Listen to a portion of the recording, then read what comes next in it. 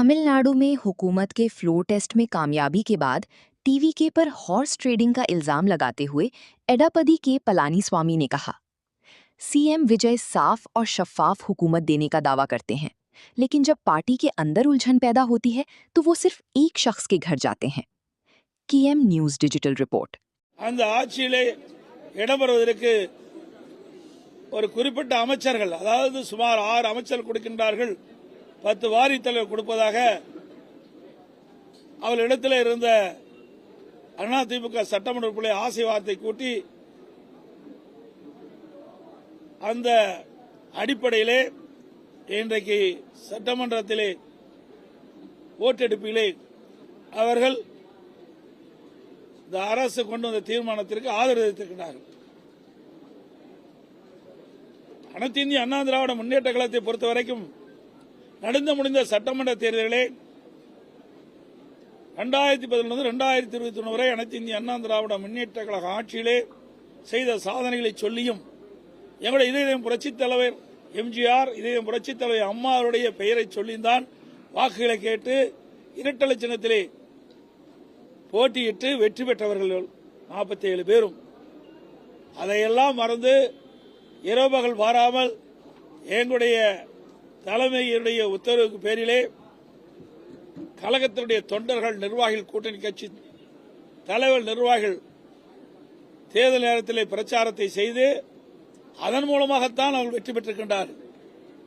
அப்படி வெற்றி பெற்ற கட்சிக்கு எங்களுடைய அனைத்து இந்திய அண்ணா திராவிட முன்னேற்ற கழகத்திற்கு விசுவாசமாக இல்லாமல் அடையாளம் காட்டப்பட்ட கட்சிக்கு துரோகம் விளைவித்தவர்கள் இவர்கள்.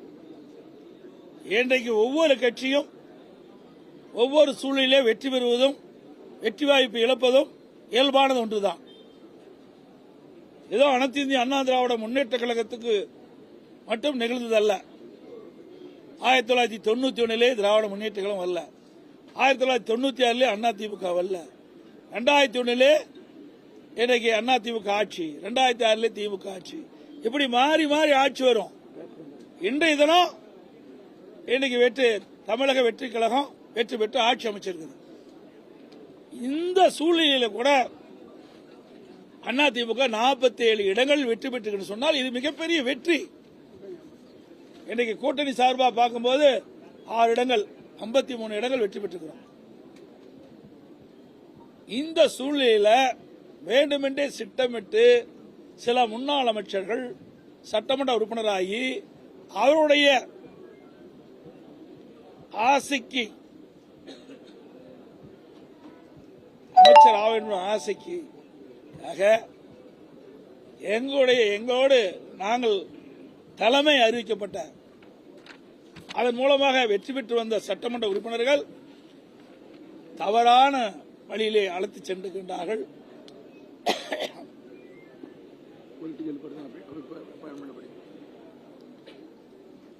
இது உண்மையாலுமே சட்டத்துக்கு புறமானது, நீதிக்கு புறமானது. இன்றைய முதலமைச்சர் அவர்கள் தூய்மையான ஆட்சி நடத்த வேண்டும் என்று சொல்கிறார். தூய்மையான ஆட்சி நடத்த வேண்டும் என்று சொன்னால் எல்லா இடத்திலும் தூய்மையாக இருக்க வேண்டும். ஒரு கட்சியில் கருத்து வேறுபாடு நடக்குது, அந்த கருத்து வேறுபாடுகளை மையமாக வைத்து ஒரு சாரார் வீட்டுக்கு சென்று வருவது எந்த விதத்தில் நியாயம்? இதா தூய்மையானது?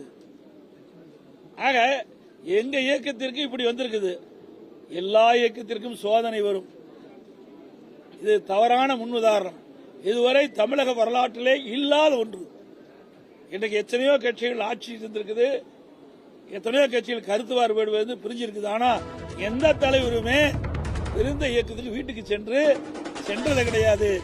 ஆனால் ஆரம்ப காலகட்டத்திலே தவறான பாதையிலே என்னிடம் தமிழக வெற்றி கழக தலைவர் சென்று கொண்டிருப்பது உண்மையிலேயே வருத்தம் அளிக்கின்றது என்பதை இந்த நேரத்தில் பதிவு செய்ய விரும்புகிறேன். அது மட்டுமல்ல, இன்றைக்கு சட்ட நீதியாக பார்க்கின்ற பொழுது இன்றைக்கு ஒரு பொதுச் செயலாளர், இன்றைக்கு சட்டமன்ற உறுப்பினராக தேர்ந்தெடுக்கப்பட்ட சட்டமன்ற கட்சி தலைவர், அவர்தான் கொறடாவை நியமிக்க முடியும்.